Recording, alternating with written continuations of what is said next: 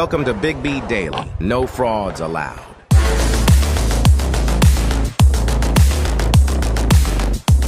What is going on, people? What is going on? Welcome. It is 2024. Big B Daily Show is here. What is happening? What is happening? Welcome. We welcome you, man. Glad to see everybody here. 2024. You are live on TikTok. We are live on YouTube, man. I could not be happier. The show, we've done this for 4 months now. And live every day, Monday through Friday at 4 p.m. Central. It is great. I'm glad you guys are here. We're going to have some fun, man. Good show today. We're talking a little bit of fraud, talking college football, Lamar Jackson. We're going to talk a little bit of that. And then we'll have a little open mic session. We'll bring some people up on TikTok, as long as it's not crazy. But let's get this thing going, man. Let's get this thing going. So first off, let's, like we always do, it's Tuesday. And y'all know on Tuesday, fraud of the week. I don't know how there can't be a bigger fraud than Florida State. I don't know. I mean, somebody said the Eagles. Yeah, the Eagles. But Florida State is the fraud of the week. Florida State, that could be the fraud of the decade. I don't care if it's the same team or not. Have some pride. And the refs could be in for fraud of the week because that was pathetic. That Dallas-Detroit game, I mean, they fined players for having socks too low. Think about that for a minute. A player gets fined for having his socks too low. And you're telling me you can't fine officials for making horrific calls? Game-changing calls? Come on. Come on. And saying, well, they're not going to be in the playoffs. How do we know that they were going to ref a playoff game anyway? We don't know that. So saying that they're not going to get to ref in a playoff game, we don't know that they were going to get to do that anyway. That's a cop-out. That's a cop-out. Fine them. Let us know what the fine is. How about you suspend them for 2 games? Something. You can't make those kinds of mistakes. It wasn't once. It was twice. Within what? A minute and a half of each other? It's crazy. Got to hold officials accountable.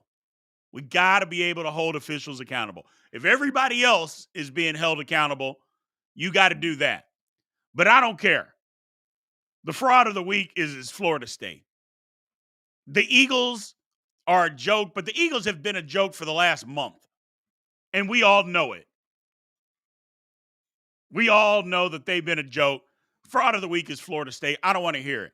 You're on scholarship at Florida State and you go out and get beat by 60 points. Bad culture. Bad culture. And there's going to be all these people making all these excuses. Whine. I don't want to hear it. I don't want to hear it. There's no excuse for going out there and getting beat by 60 points. None. But let's move on. We know that's who the fraud of the week is. We know that's who it is. Let's move on. Let's move on. The college football playoff yesterday, I thought it was great. So both games are exactly what we wanted. Both games were absolute great football games. That's all we can ask for. You know, regardless of who we think should have been in and all that stuff, we were past that. Now it turned out to be, okay, who's in? How are the games going to be? Games were great. I think Alabama gave the game away. I picked Alabama. I was rooting for Michigan because I want to see Jim Harbaugh ride off into the sunset because he's leaving. I want to see him ride off into the sunset with the title. But I picked Alabama to win the game. They did not win the game. But I think they gave it away. They just kept making mistakes. And then the last play call, horrible. And I've seen a bunch of different angles. First of all, they were not trying to run no running back screen. They weren't doing that. And it was covered. No, the play that I thought they could have run off tackle if Milroe follows the guard, that was their best opportunity to get a touchdown. But a bad snap, he panicked and then just ran the ball right up the gut. I'm like, that's not the play. I still think they should have got something on the edge. I still think they should have got something on the edge and give him a run pass option. So that's what I thought. That's what I thought. But it is what it is. It is what it is. My man Joe, the second game here, let's bring my man Joe up on YouTube. He said, I'm being nice, but I heard all last week how Texas was going to smack around my Huskies. Washington has the best offensive line in college. Penix shredded Texas. Can UW get some respect now? Let's give them their respect. Let's give them their respect. Washington played a phenomenal game on the offensive side of the football. They deserve all the respect that we can give. Give them their respect because they did it. They absolutely did it. Cannot take it away from them either. Cannot take it away from them. Penix carved up. Now, we knew that Texas had a bad back end. We knew that they did. However, we thought that offensive line was going to have problems with Texas's defensive line. Yeah, they didn't. Now, they couldn't run the ball, but I don't know how much they actually tried. But they gave Penix enough time to carve him up. Just carved him up. So, hats off, Joe. You got the respect. You got their respect. So, that was it surprised me. But Washington's offensive line is a good offensive line. So, it is what it is, man. It is what it is. I loved both of the games, though. Both of them came down literally to the final play. I even think Quinn Ewers, if he guns the ball on a back shoulder instead of throws that lazy floater, I think his receiver has an opportunity to catch it and win the game. But instead, he threw that lazy floater. What's he doing? So, can Michigan beat Washington? I think they can. I don't know if they will. I think Michigan's got to play ball control, keep the ball away from Washington, run the football. And we know Washington's defense is not any good. So if they can control the clock and run the football, they'll be fine. If not, if they get into a shootout, they're going to get beat. Washington will beat them. That much I know. That much I know. Nobody said Penix surprised us. The offensive line of Washington surprised us. That's what surprised us. Not Penix. Everybody knows he's good. So, and Seth is talking about, does the NCAA take the title away when they hand down sanctions? No. And even if they did, who cares? They won on the football field.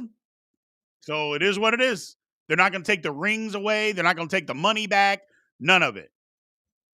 So Michigan they're in it. I think they can win, but it's going to be tough to beat them. It's going to be tough to beat Washington. Going to be tough. My man, Hoop Social, what's going on? So are we going to learn more about Michigan that could taint? And no. I mean, nobody cares. Nobody cares. I mean, at this point, nobody cares. I mean, they came out last week and said that they're investigating all these different teams that were doing basically the same thing. I mean, it is what it is. It is what it is, man. I mean, they called me, Michigan called me and told me to go record a football game from the stands. I did it and sent it to them. What, are they going to investigate me now? Come on, get out of here. Not that big of a deal, people. Not that big of a deal. I don't care what anybody says. Don't care what anybody says. So, Mike, what do you mean? I think karma is coming from Michigan and Washington wins on the big stage. What karma has Michigan got? Golly, man, it's not that big a deal. We got to relax. We got to relax.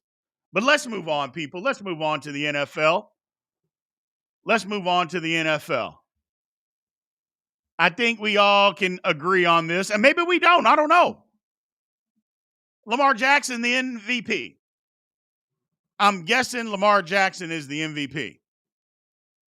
I mean, what he's done the last 2 weeks against the 7th best defense in the league and then the 9th best defense in the league, I don't know how you give it to somebody else. I just don't know.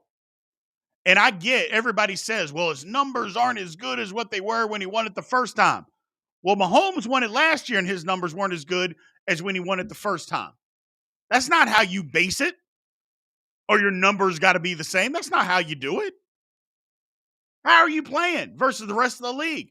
Now, the one thing I'll admit is this is a down year for NFL MVP types. This is a down year.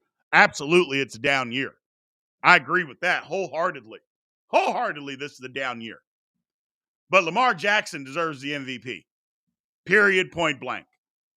I was rooting for Tyreek Hill. If he got 2,000 yards, he ain't getting that.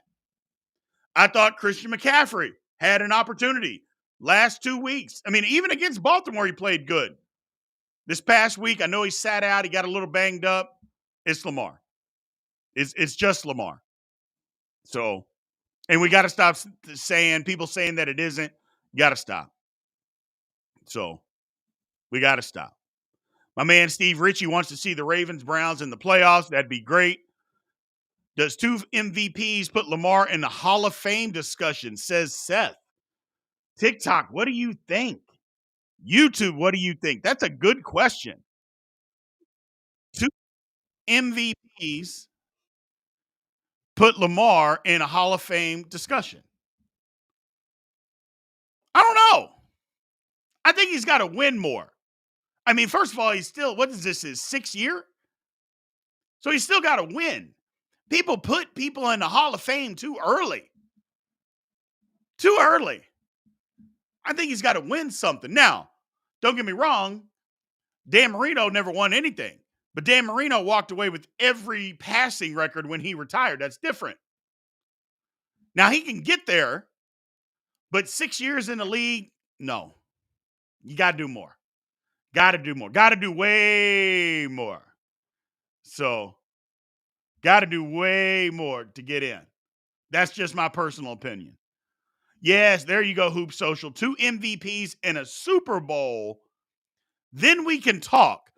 But again, you got to play more. It can't just be you're in the MVP, you won 2 MVPs, I played 6 years, I won a Super Bowl, and that's it. There are guys that have played longer and would have a better career than that. So, but they let anybody in the Hall of Fame these days. I think it's nuts, but I don't like it. But either way, I think he's got to do more. Good question. Hoop Social says, is his legacy already better than Cam Newton's? Well, Cam Newton went to a Super Bowl. So I'm not going to say that. Lamar Jackson has won 1 playoff game. He got to do more. He got to do more. And I'm not a big Cam Newton guy. I think Cam was phenomenal, but I'm not a big Cam Newton guy. But he got to do more. Lamar's got to do more. Got to win in the playoffs. So, one last question. We're going to move on to our open mic session of the Big B Daily Show. And as we do that, by the way, as a reminder, keep tapping the screen if you're on TikTok. We need at least 3,500 likes and 30 new follows. So if you happen to be in here and you're not following, please give me a follow. We appreciate it. But my man Joe has got one question. He said, so one last question for you, Big B. Do you still have the same outlook on Penix as he is the only good college QB, or has he proved to be an elite quarterback after last night's performance? I'm not going to change what I think about him as far as moving onto the pros. a lot of the throws that he was making. Now, don't get me wrong. Pinpoint deep ball. He's an outstanding deep ball thrower. But Texas is bad on the back end. I mean, how many times did we see a deep ball being thrown, being caught by a Washington receiver where the Texas DB had no idea where the ball was? Had no clue where it was. I'm going to give Penix all the credit in the world. I'm just not going to say that he's just, okay, he's going to be an outstanding NFL quarterback. I'm not saying that yet. I'm not changing. I want him to be, because I want everybody to be good. Y'all know me. I'm pro player. But I'm not going to change what I think of him because he played against a bad secondary. He carved them up, though. Don't get me wrong. He carved them the hell up. Ugh. Just made Texas look bad. But the Will Howard that played at Kansas State, he made Texas DBs look bad too. He carved them up just the same. So that I'm not changing based on him playing against a bad secondary. Not this time anyway. So, but let's move on. Let's move on. We're going to bring some people up and we're going to see if we can make this work today. Let's see. Hold on, people. Hold on.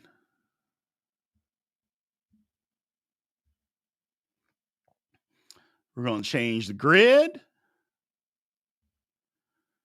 We're going to do it that way.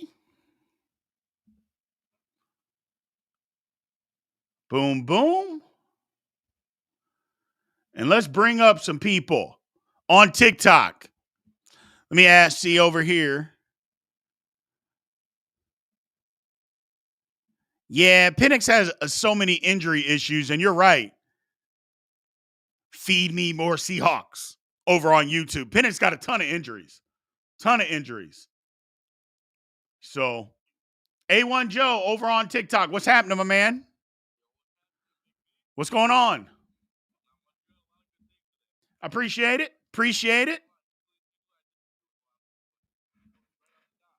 Hey, man, life, if everybody agreed on everything, life wouldn't be fun. That's a valid point. Life would not be fun.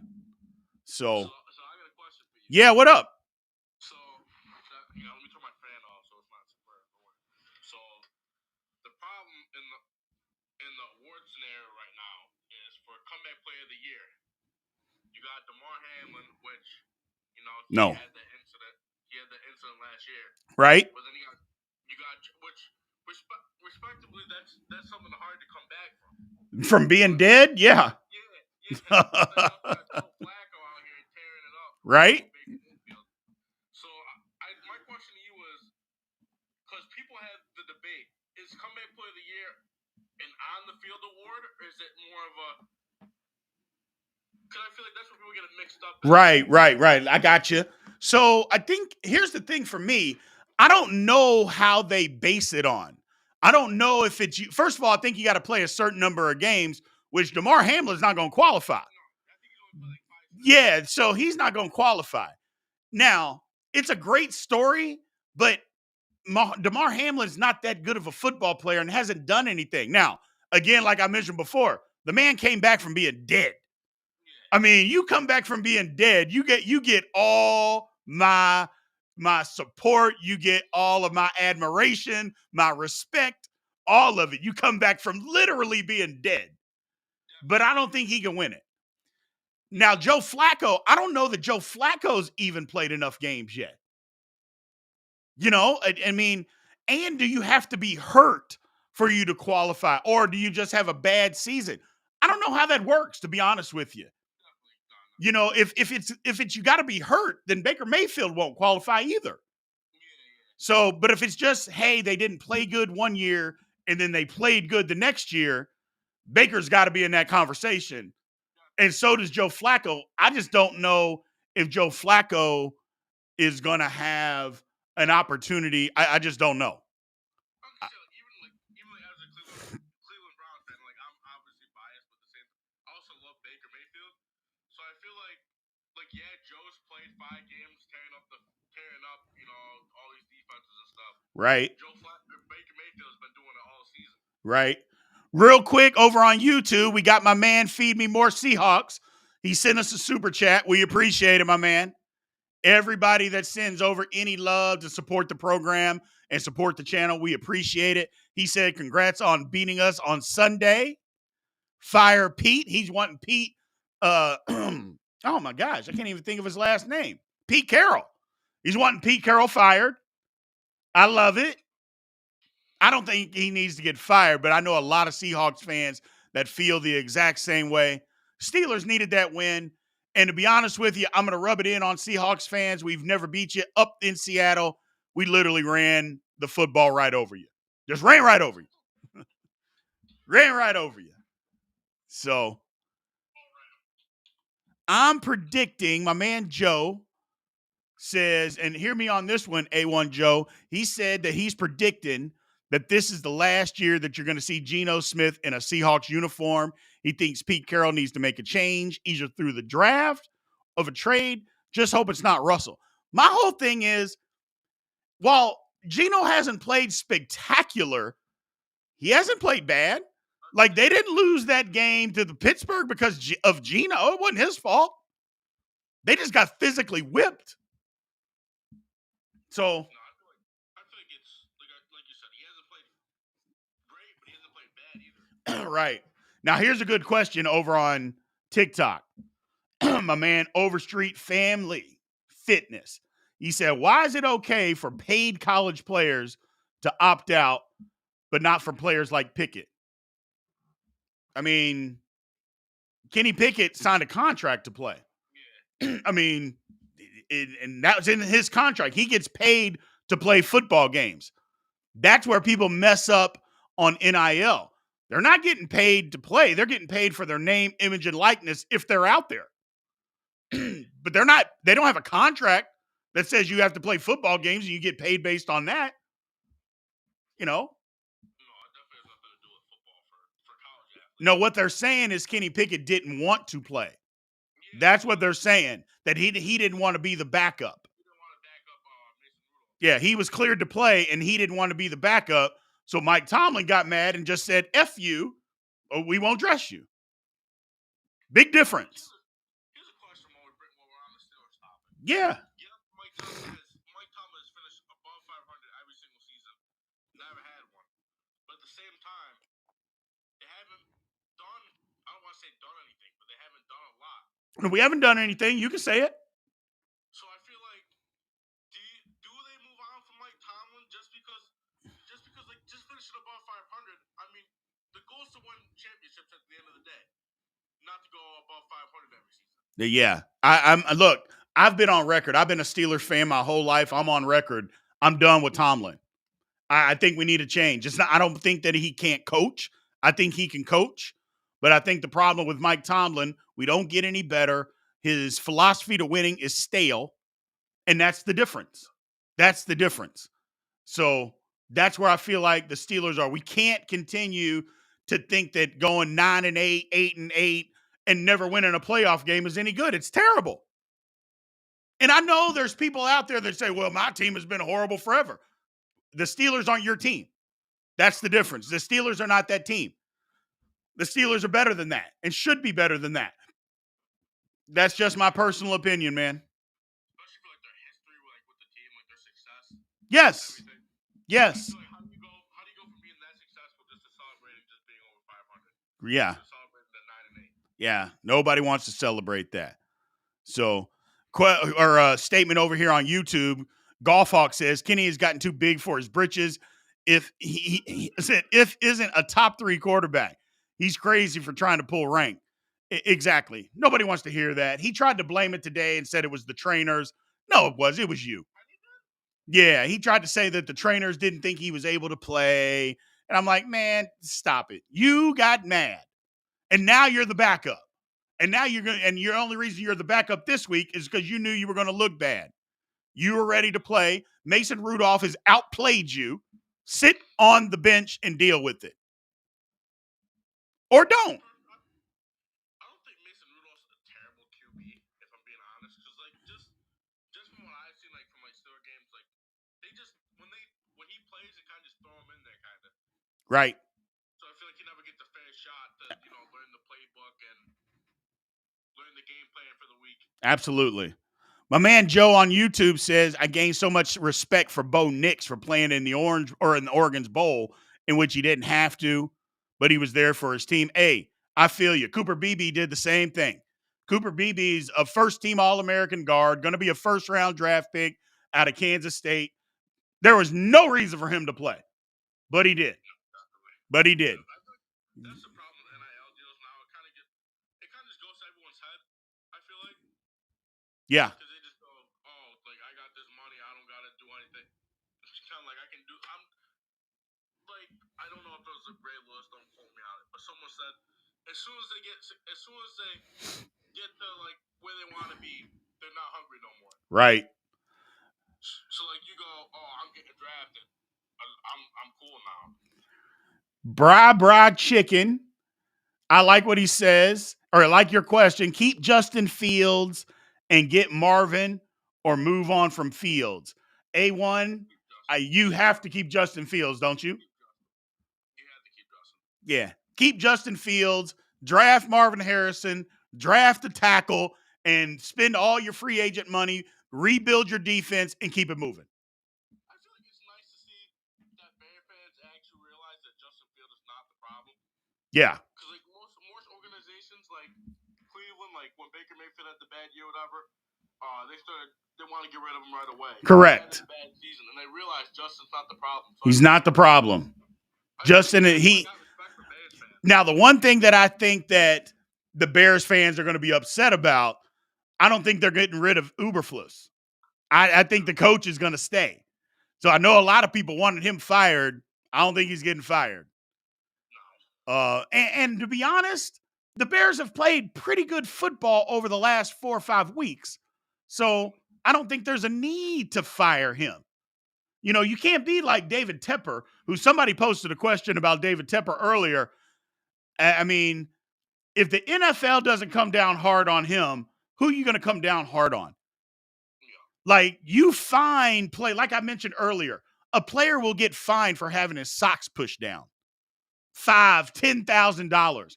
An owner can throw a drink on a fan? He got to be fined $1 million. Well, they haven't come out yet. I'm sure they're still investigating, but he did it. I mean, everybody saw who it was. They saw what he did. He got to be fined at least $1 million.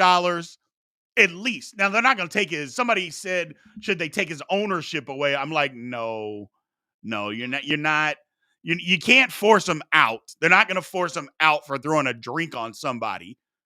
It's not like he got arrested or he didn't get a DUI or he didn't do it, which he may have been drunk. Don't get me wrong, but you're not taking his team away for that. Just like you're not kicking a guy out of the league, for having his socks pulled down. They don't even kick guys out of the league for DUIs. So that rule itself is ridiculous. Yeah, that's stupid. They want everybody to be uniformed. I get it. So my man Golf Hawk over here on YouTube, there's a valid argument or counter argument. Congrats for those guys for playing. These guys are making business decisions because college football is a business now. We have to accept the reality, right? And yeah, we do. We do. Hey, man, A1, I appreciate you joining today, man. Come back tomorrow. We'll have you back on again, brother. Definitely, brother. Appreciate it. All right. I don't know how to do it. Oh, I got you. Appreciate it, man. You have a good night. You too. But yeah, there's definitely a valid argument to not playing. Don't get me wrong. To guys not playing. There 100% is a valid argument for guys not showing up. However, and college football is a huge business. Huge. I just think, it's one thing if you're going pro and you decide to opt out. I get that. Not opting out because you're trying to transfer. Part of that is the NCAA got to change the rules, got to change college football in itself. They got to change all of that. And once they do that, things will be better.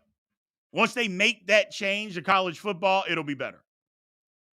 So once they make that change, all things will be better. But let me ask you all this question. I'm throwing this out there, and y'all tell me if you agree or disagree. If they moved the college football season up 2 weeks, just move it up 2 weeks, and then you're not competing on the back end with the NFL, and with NFL into season and playoffs, move the season up 2 weeks, then it's over with. Then you don't have to worry about, the transfer portal interfering, people opting out. Plus, they got to change the rule. Hey, you can't get in the transfer portal until your season's over. Period, point blank, end of story.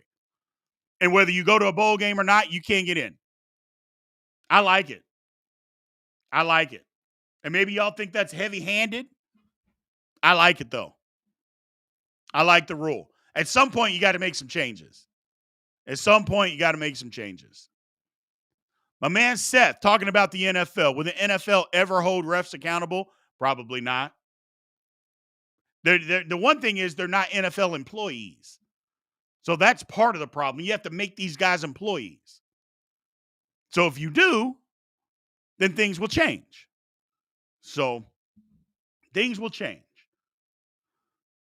Which NFC? Oh, here's a question. Hold on a second. From a man, Joe, which NFC team that makes the playoffs has any remote chance of beating the 49ers? I don't know. I mean, do we think Dallas does? Do we think Dallas has a chance? I think Dallas is playing better football. I know the one team that doesn't have a chance, the Philadelphia Eagles. I think Philadelphia is one and done. I think Philadelphia, I don't care if they end up winning the division or not, they are losing the first playoff game that they play. They're going to be out. Get out. The Rams are playing really good football right now, aren't they? Rams are playing really good football. I don't know if they can match the physicality of the 49ers, but we'll see. We'll see. We will see what happens, man. We will see what happens. We got here my man Mike Yates over on YouTube. What he is saying is that don't think colleges can do it. Have to take academic side into account. The finals, but they don't take the academic side into account on FCS. They don't care about that. FCS plays playoffs right through finals, and nobody says a word. Nobody says one word. And they playing right through finals, and nobody cares. So do you think anybody would care if it was at the FBS level? So that's all I'm saying. That's all I'm saying. At the FCS level, they play right through finals and nobody says a word. They don't even bat an eye. So I get it. And if you want to delay it a week, then delay it a week. And everybody's got to take their finals at the same time and then move on. You can do that. Everybody can sync up. Every school can sync up and make it work. Golf Hawk, thank you for the super chat, man. Happy New Year, Big B. Much success to you and this channel. Your brother is smiling down, cheering you on.